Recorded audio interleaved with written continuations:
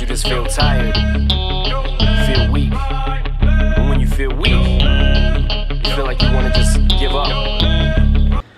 Ahoy, sailors! It's video number 4. Your neighbors hate you. It's week 4 of our 4-week cruise couch. Yeah, welcome back. Welcome back. Part 4 of our military tie series. This might be the shortest one of the 4-week cruise. Yeah. On the couch. But the last one was really good. This one might be as good. We'll see. Yeah. So one of the first things we're going to talk about is the benefits of being in the military. Yep. I'll let you start, and then I'll talk about my feelings on the benefits of the military. Are we talking about our favorite benefits, or like the benefits that we were most looking forward to? Like, we gotta be a little more specific. Yeah, fucking wing it. All right. So, benefits. I know a lot of people are interested in the benefits of the military, and a lot of people join for the benefits of the military. Now, if you join for the Air National Guard, the benefits will differ by state. Yeah. If you join and you want to go active duty, it's very different. Those benefits are pretty much set across the country and across the world. Wait, let me have a disclaimer here real quick. We got a dog eating in the background if you hear that. So, there's that. All right. So, Air National Guard benefits vary by state. I do believe, because we might be Maryland Air National Guard soon, I do believe Maryland Air National Guard actually reimburses you up to a certain dollar amount for your healthcare benefits. Active duty, you don't have to worry about healthcare benefits. They're going to take care of you. Yeah. So me and Jamie's benefits differ a little. Not much. Because me, He's as an AGR, AGR, Active Guard Reserve, damn, unison. Pow. I'm basically treated as active duty while also being Air National Guard, whereas Kishana is a drill status guardsman. Oh, you should have gone with it. We could have more unison. I'm thinking it. So her benefits are a little bit different, and the reserve benefits are a little bit different. The dual status technician benefits are a little bit different. Everybody's benefits are a little bit different. So we have a lot of experience in all of it. If you have specific questions, again, Comment or message us if you don't want to be in the comments and have your questions aired out. And we'll be there for you. But we're just going to talk about some of our our highlights, what we think about benefits. View. Yeah. So one of the main reasons I joined the military was because of educational benefits. I knew that I could receive educational benefits. I could go to school for free, essentially. Depending on where I went, like, you're not going to Harvard for free. Yeah, no, Harvard's expensive. But I knew joining the reserves, because that's where I originally joined, that I would get some educational benefits. Now, what I didn't know, and I will say this is a disclaimer for anyone wanting to join the reserve or guard. There are, or even active duty, I think it's the same thing. You need to have a plan. You need to know what degree course you're going into. You need to apply by a certain point to receive. Let's talk about tuition assistance. I'm not talking about GI Bill at all in this instance. Tuition assistance is they're just paying your tuition. And it's something offered across all 3 aspects of the Air Force. Active, reserve, guard. Legitimately offered across all service components. Yeah. So you could be a Marine, you could be a Navy, all of it. There is tuition assistance of some kind. For now, everyone. Generally speaking, that is a certain dollar amount per semester? No, not semester, per year. Per year, semester, that's right. Yep. So it's a year is 2 semesters. So you can fit 4 in it. You could do 4. No, it depends on the school. So it's how they divide up semesters as well. The military, whatever aspect you're joining or considering joining, will pay a certain dollar amount per year. Calendar school year. Yep. The school you choose to attend, it could be UMBC. So it's only tuition though. So say you're your unit provides $10,000 per calendar school year. It's not like it's for tuition assistance, it's just tuition. So the miscellaneous fees, books, dorms, stipends, they ain't paying for your dorms. They're not paying for anything but your school's tuition rate, which as a military member, a lot of people don't know, you get a discounted tuition rate for some schools. The school I went to, they had a military tuition rate. So it could be even less. However, say they offer $10,000 a year. Let's just say it's $5,000 a semester and your tuition is only $3,000 for a semester. They're not giving you a refund for the amount like over that. Like if they you're basically pay up to they $10,000. pay whatever your tuition is. So if your tuition is $3,000 but they have offered, it's written, it says that they will pay $5,000 a semester, you don't get the rest of that money, because I know most people know FAFSA, if you've qualified for a certain amount and they pay your school a certain amount, you get the rest refunded to you. That's not how it works for tuition assistance. They only pay the amount that your tuition is for that semester. You don't pocket anything. You don't see any of that money. So that was my experience with tuition assistance. And then obviously, like, if you choose to partake in the GI Bill, which for the Guard, a lot of people don't know, you do qualify for the GI Bill. However, it's based on how much money you get for your GI Bill is based on how many active duty days you have performed. What's the word? So this is where the Guard and the active duty aspect got different.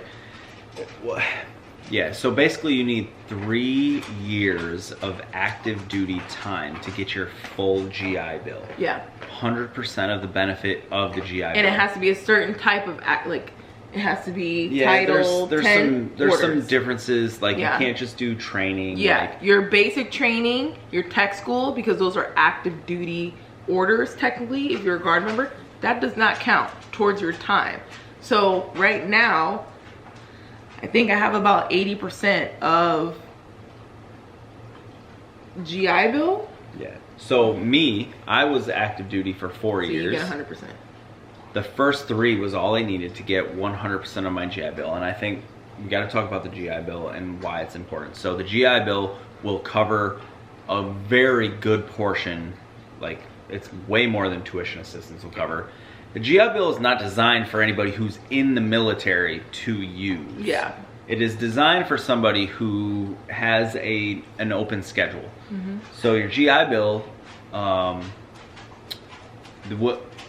you don't even need the 3 years. The GI Bill, just joining the military, I think, basically will cover your tuition. Mm-hmm. It is the BAH aspect, which is basic allowance for housing. Yep. Why everybody loves the GI Bill is because you get a basic allowance for housing. Just for going to school.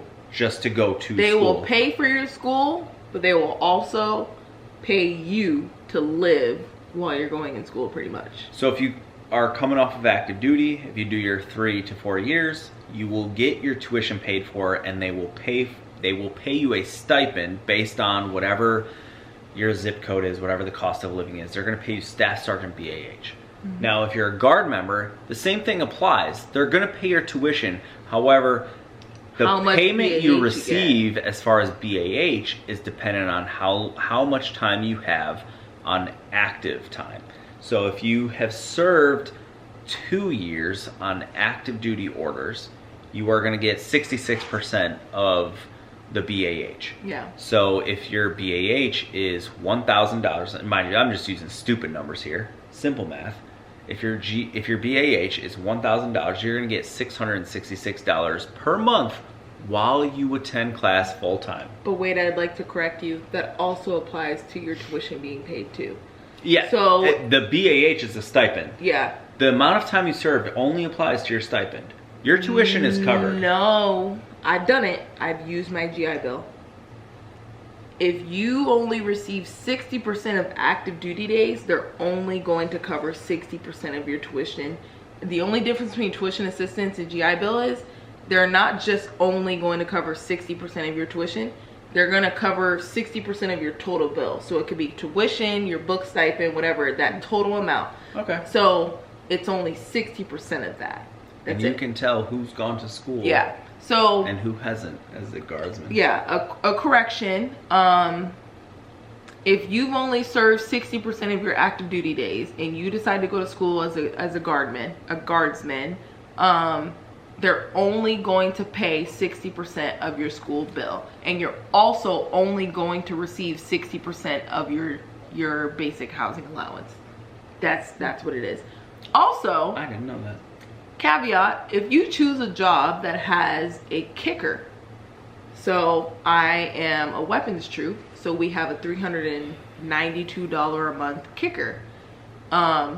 Yeah, the maintenance jobs get a kicker on their GI Bill, So I'm learning something new every day. A I'm kicker, learning 3 things new. Yeah, a kicker basically means you get this extra money per month while you're in school if you decide to use your GI Bill. So at the time that I went to school, only qualified for 60% of the GI Bill. So my school paid for 60%. This is why I still have student loans. I could have done more active duty time and waited and been able to go to school and the military pay for 100% of the time, but I wanted my degree sooner. Anyway, so I received that the military paid for 60% of my education. So to cover that, I took out student loans, but I also received on top of that a stipend of $392 a month on top of the BAH that I was receiving. Okay. You didn't know that? No, I didn't. It's only a guard thing. That's so it. look, the moral of the story, if you join active duty and you do 4 years, like you can get a full 4-year degree. If you join the guard, you join the reserve, you can do the same. Now, mind you, all right, so this is very important. If you join the guard or reserve, even if you join active duty, use your tuition assistance. Tuition assistance is you don't a need yearly time in. right. Yeah. No requirement needed. If you're in, you get tuition assistance. Yep. So use that, knock out classes. It depends on your shop. You need to have obviously good PT. Oh yeah, you have to be in good You have to standing be in a the good military person to use tuition Yeah. assistance. Okay, fair enough. Yeah. Use your tuition assistance though. Whatever you can, get that out of the way. Just the basic courses. If you can get into some advanced courses, absolutely. Look, save your GI Bill. The one beautiful thing about GI Bill, I still have my part of my GI Bill. I can transfer. Yeah. I've used, I think, 18 months of my GI Bill. I haven't used a lot either. You can transfer it to your kids. Yeah. So my kids could get the same benefit I did. The tuition aspect is paid. The BAH is paid. They're not going to go to school for 20 years or 15 years, whatever the case may be. Like, they'll be able to use my GI Bill if I transfer it to them. So use your tuition assistance.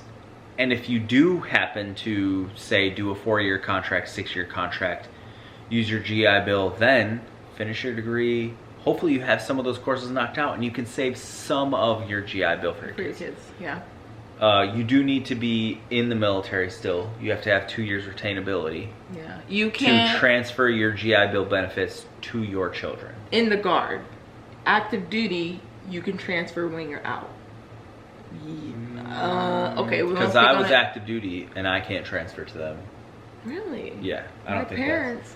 Look, there's a lot of things. Yeah. Look, we're not going to speak on something experts. we don't know. Yeah, we're not experts. I was under the impression that if you've been active, that's one of the differences between guard and active duty is active duty, once you're out, you can transfer it. When you're guard, you can only transfer it when you're into your kids. So I think this is one of those things that could have adapted over time. Right now, you have to have 2 years of retainability to add your children. To transfer to your children. So do the research, ask your recruiter. We don't know. We're not going to speak on something that we don't know. So we spent a lot of time on the educational benefits of the military, which are a huge aspect of life in the military. Mm-hmm. If you want to do better with your life, like educational benefits, great. But one thing, and I think this is the most important thing. joining the military, especially as two people who don't come from much, is a huge life-changing experience.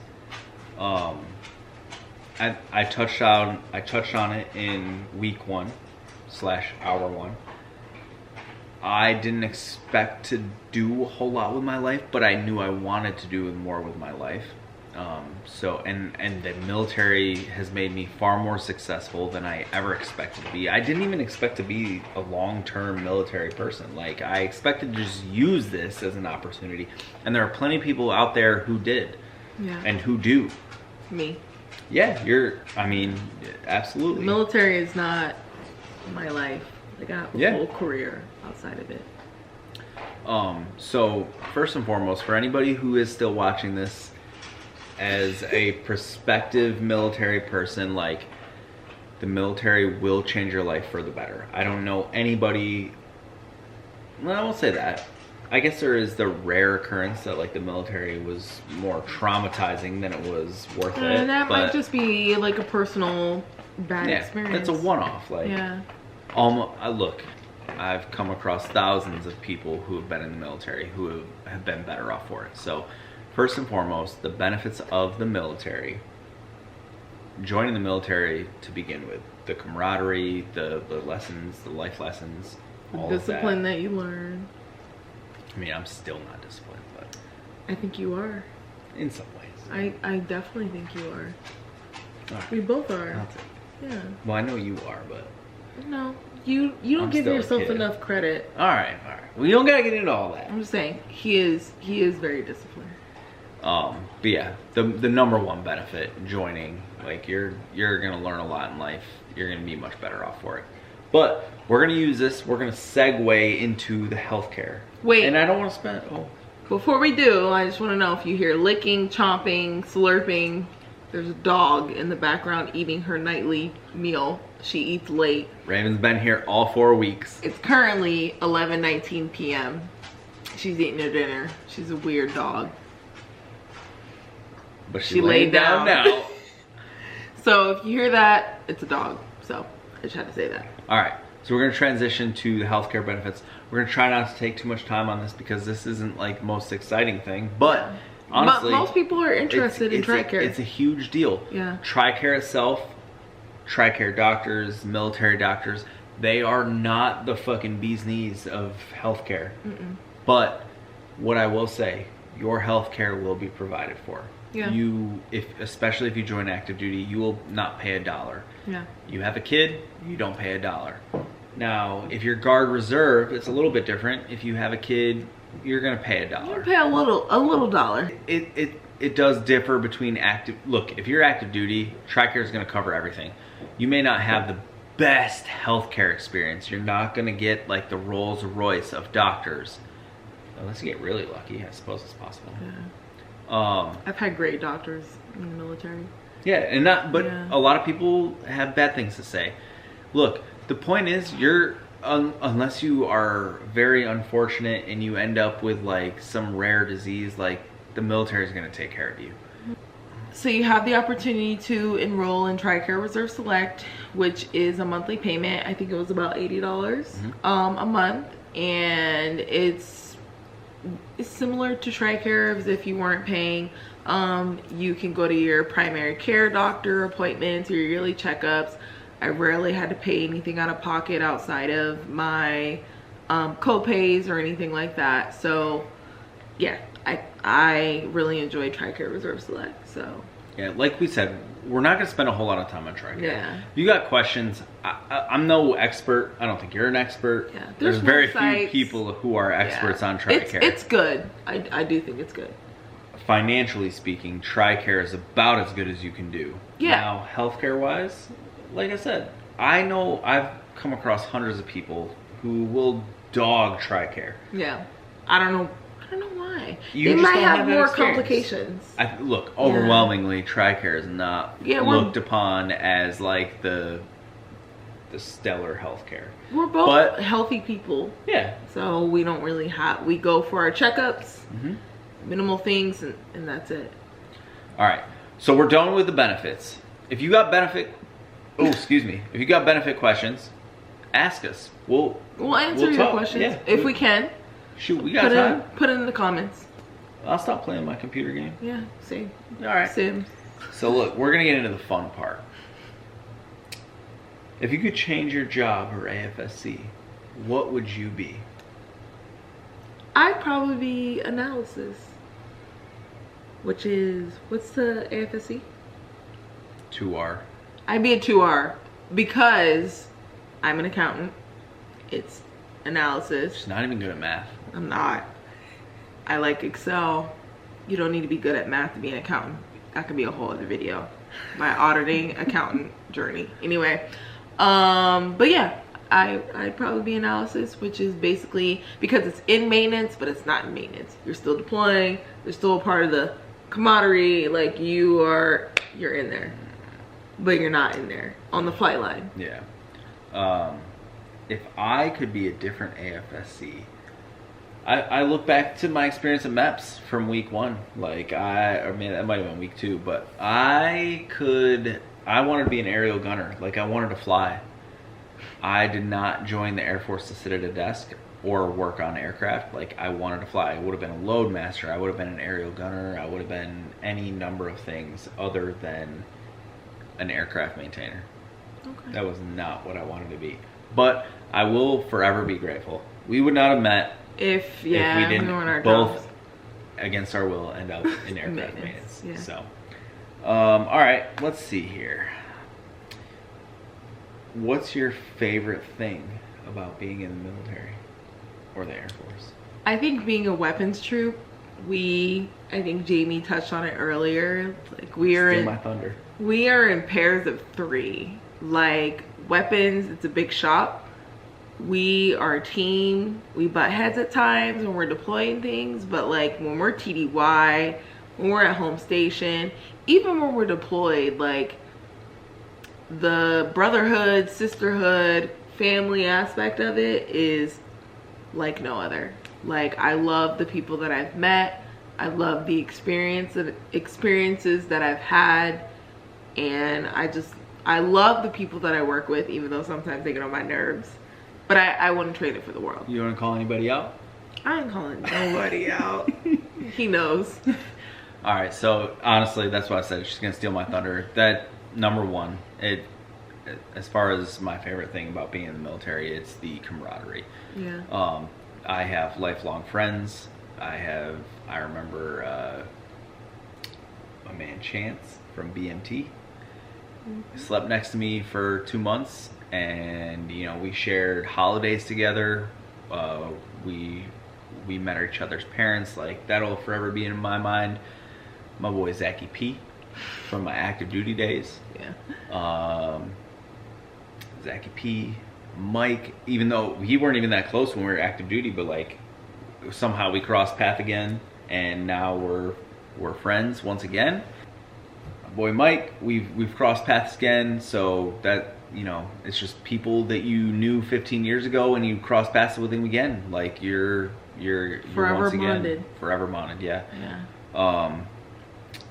And yeah, those deployments, all that, like the camaraderie. That's where it is. All right, so we've got 2 left. Share some TDY experiences. So TDYs are short, temporary duty stations, or you pack your bags, you go somewhere. You might do an exercise, like war games in the Pacific. Yeah. You could do weapons school. Like there's so many things you can do. But so my TDYs, I've been to Vegas, I've been to Florida, I've been to San Diego. Jamie and I had a recent TDY experience, and I think it was probably my most memorable, where we went to Panama City. TDYs are great. Like you're working hard, you're doing the mission of the military, but you are not in a deployed location. You are not on lockdown. You're working long hours, but not super long hours, and you still get to go out and have fun and experience the place that you were that you were located. So obviously Panama City was a vibe. It was an experience. It was great. We had fun. And then I've been to Vegas. I'm sure you all can imagine what Vegas was like. Especially with a bunch of maintainers. Yeah, a bunch of maintainers. A bunch of drinking, miserable we maintainers. like to have fun. I'm not going to go into detail. I think that's literally what you need to take away from TDYs. You work hard. You work hard, but you play harder. hard. You play hard on TDYs. Yeah. I think that's my favorite thing about the military is TDYs. And we have some TDYs coming up. You might see them. We'll see. Yeah, we'll see. We'll see. You might see them. We might vlog it. What about you? No, look, the TDY experiences, Florida, Vegas, what else have I done? Been in New Jersey. Man, I actually, for as long as I've been in, I haven't gone on that many TDYs. I missed out on a lot of TDYs. Poland. I joined the unit right about then. Me too. And I couldn't go on Poland. Yeah. But it is really like those are the ultimate times because you're not deployed to a hostile location. Like you don't have to worry about rockets. Freedom. Like you show up, you do your job, but when you leave for the day, you get to go enjoy yourself. Yeah. So those are some of the best experiences for sure. And I think honestly that is where the most camaraderie. I don't know. Yeah, no, I think so. Like deployed though, it's like you are miserable together for however many days. TDY, you're like 2 weeks to a month. It's like, yeah, but you're not as miserable. Yeah. You're miserable, but you're having fun outside of that miserable. Yeah. I love TDYs. That is probably the best. And active duty, reserve, guard, all TDY. Depends on where your station, where your duty location is, how often you deploy, where you deploy. But if you get the right place, there's some units like I had a unit that deployed to Key West, deployed as TDY, like Key West, you can Puerto go Rico, many places. Yeah, Puerto Rico, Guam, Greenland. Like there's Poland. Like so many places. It depends on where you're stationed. And that's one of the things, like joining the Air Force, like you get to travel the world. The TDYs, that's where you travel the world. Yeah. Because going to the Afghanistans and Iraqs and Kuwaits and all the other things, like it's those, not that cool. Like you traveled the world, but you didn't travel the world. You just saw a bunch of sand. Yeah. All right. Share. All right. So this is the big one for me. And I'm going to let you go first because I'm going to try to keep mine short, but I want you to share some of your greatest experiences. My greatest experience is meeting you. Oh! In the military. The question is, share some of your greatest military experiences and memories. We don't even have to call it greatest. Let's call it the most significant. So I will say, first and foremost, as an aircraft mechanic, I absolutely hated working the flight line, which was my days as a real crew chief. I'm no longer a real crew chief. Like I still claim crew chiefs. I'm not a real crew chief anymore. But my favorite, one of the things, and I've said this on social media before, one of the best places in the world is in the back of a bread truck or box truck. Mm-hmm. When you are with 5 to 10 other miserable people and you are sitting in the back of a truck which has some makeshift benches and you're driving around the flight line getting work done, like some of my greatest experiences in life come from the back of that bread truck. Now, I absolutely despise the flight line. I will never go back, but I will never forget what it feels like to ride around in a bread truck. That is the ultimate camaraderie. It's hilarious. Yeah. I love it. Good times. Oh, wait, I thought of one. All right, go ahead. One of my greatest military experiences in the moment might have been miserable, but when I think back on it, and it was when me and Jamie first met, was our Dom Ops, domestic operations experiences. Mm-hmm.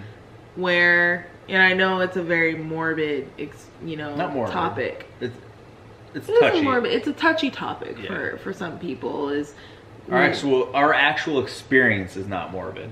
Some of mine were.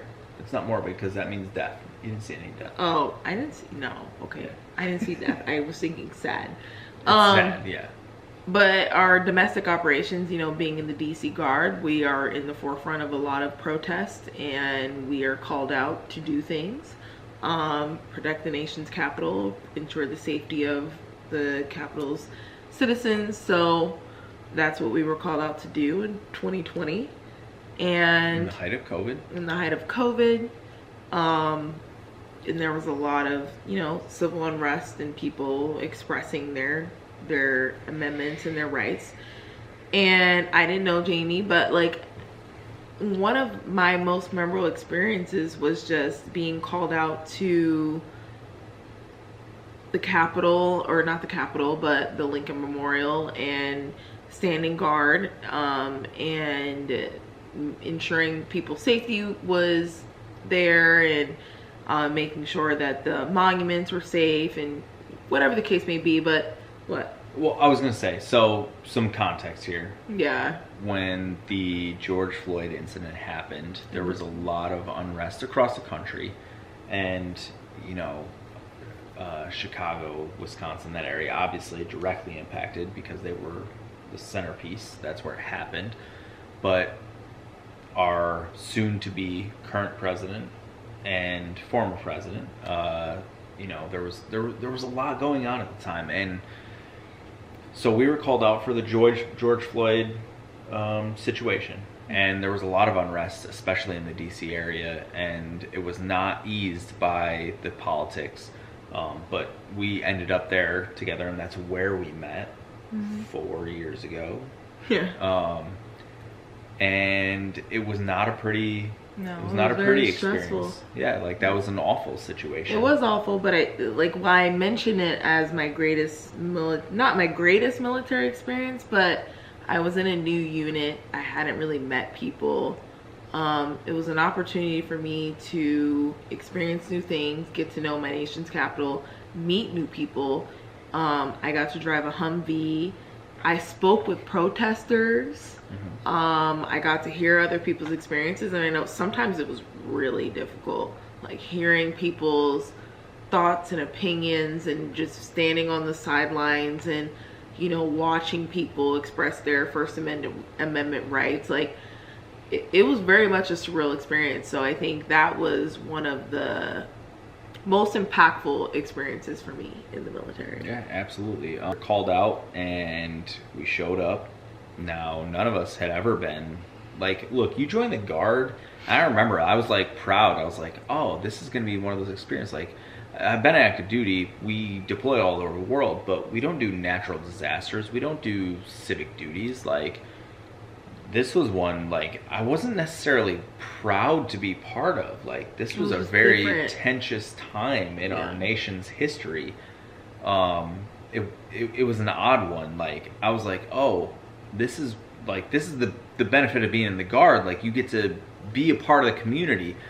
That one was like, we were made out to be the enemy, which was crazy. Like, there's a special look. We had, and those around us had so many conversations about racism and inequities and all those things. Even like, being in the military, like we had debates between so many people that wanted to take a knee with the protesters, wanted to go out there in peaceful protests, like, yeah. But you know, and I think most people saw us as the enemy, but we were there to just ensure the safety of and everyone. I will tell you, the one thing that will forever screw me up.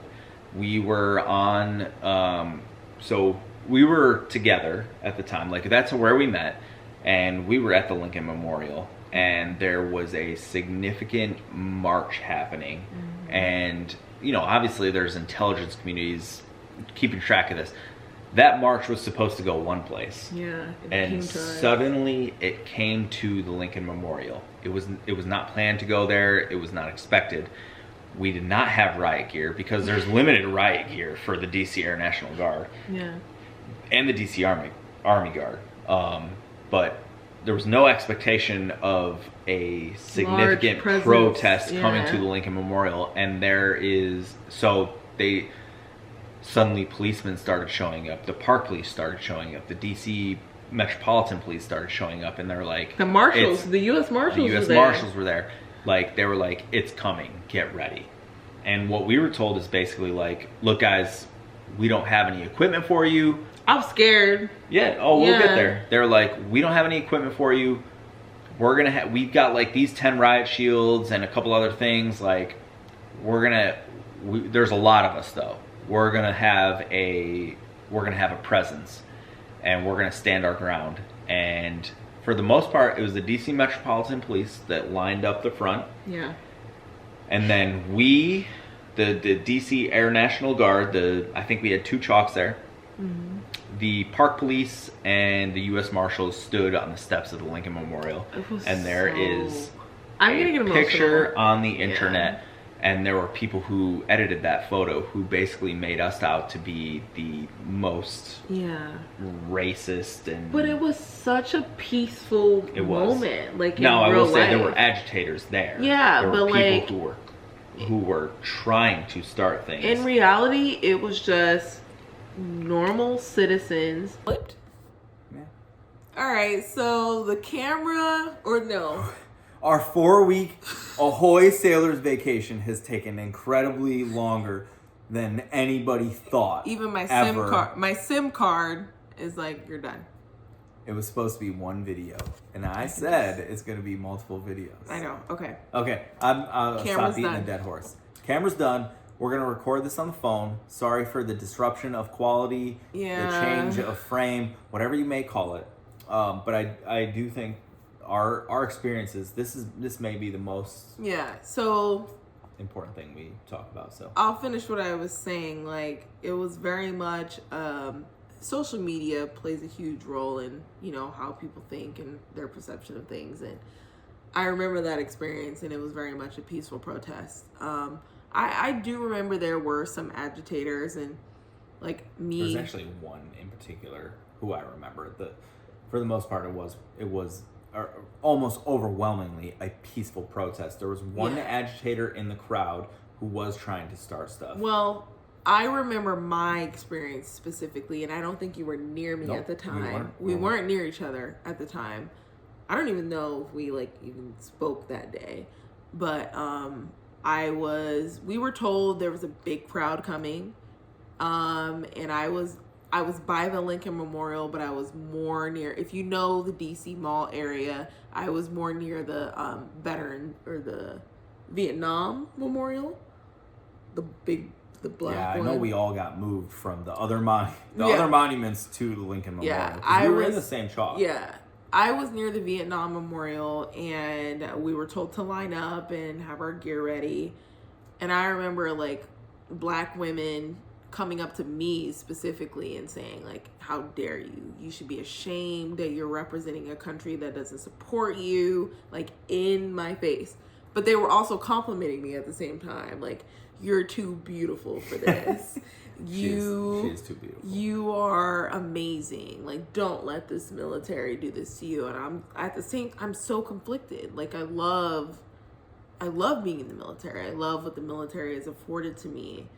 But I'm also very sad for like what's happening in the world. I think that was a challenge because the DC Air National Guard, compared to most Air National Guards, is a very diverse unit. Yeah, there's a lot of people who have not had a lot of these conversations, and I had a lot of these conversations for the first time.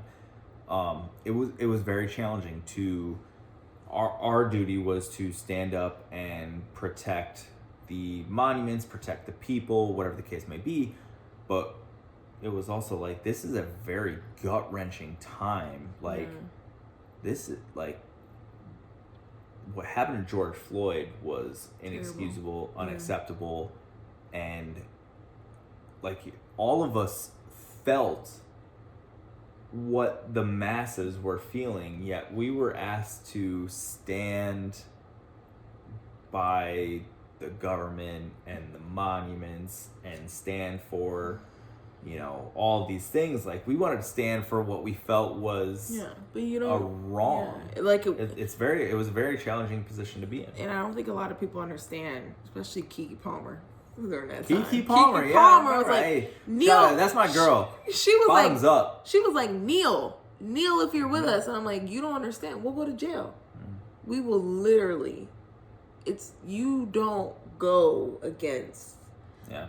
And that's what we signed up for. There's severe consequences. Yeah, if so... you go But I against also what don't think military the stands U.S. for. military was standing against, like, they weren't siding with the police officer that did what he did. Yeah, it was never about It was siding never about with the police it was or siding with the maintaining people. peace, Mhm. maintaining safety, maintaining security. But what happened was we were made out to be something that wasn't happening. Because I remember seeing on social media the picture of all of us. I was lined in up. that picture. I know. With our I have a riot gear. highlighted photo of it. Yeah. With our riot gear with peaceful protesters.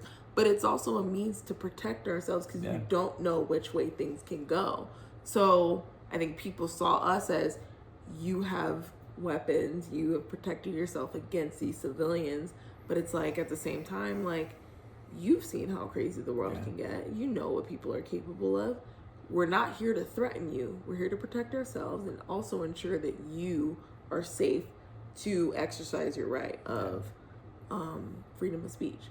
So, yeah, that was very difficult. And that was one of my I won't say my greatest military experiences, but it was one of my most significant. That's what I said. It's not going to be our greatest experience. It was memorable. Some of the most for significant. for me. So, well, all right, we made it. Oh God, we deserve a pat on the back for that. Yeah, I got you. Can I get you? Good job. Well, that was our military tag. Obviously, we could talk about this forever. So Yeah. if you've got questions, hit us up Yeah. in the comments. Mm-hmm. Definitely hit the like button. Even if you came here for the military, you can leave here with the vibe. If you came here with the vibe, you can leave here with the military. Probably not, but subscribe if you enjoyed this video. Like, you can like it, but like, why not stick around and see some more stuff? I know we're gonna have fun. We're gonna keep having fun. Yeah. So I hope you enjoyed this series. It's been fun to do. We're tired. We're delirious. 4 weeks will do that to you. We're on an iPhone at this point. We gotta go walk the dog after this. Oh my God. I know. But yeah, if you enjoyed this video, please like it. Please subscribe. Like, we're gonna try and be consistent. That's all I can say. We're going to keep getting better at this. We're not going to have batteries that die. We're not going to have memory cards that run out. We're going to post regularly. We're going to be some professionals. Yeah. So anyway, thank you for watching. Yeah. Again, if you have questions, let us know. We love you. The love that we've gotten on our previous videos, we only have, 4 uploaded? Yeah. And they all have done really well. So we're trying. We're trying to put some stuff out there. Let us know in the comments what type of videos you want to see. What do you want from us? Travel? Might be a little iffy. Yeah, we're going to need some donations for the travel. We don't know if we can do travel. We like to travel. Can we travel that much? So, yeah. Let us know what kind of videos you want. So, yeah. Thanks for watching this video. We'll see you guys. Oh, you got something and to just say? one last time. Ahoy, sailors!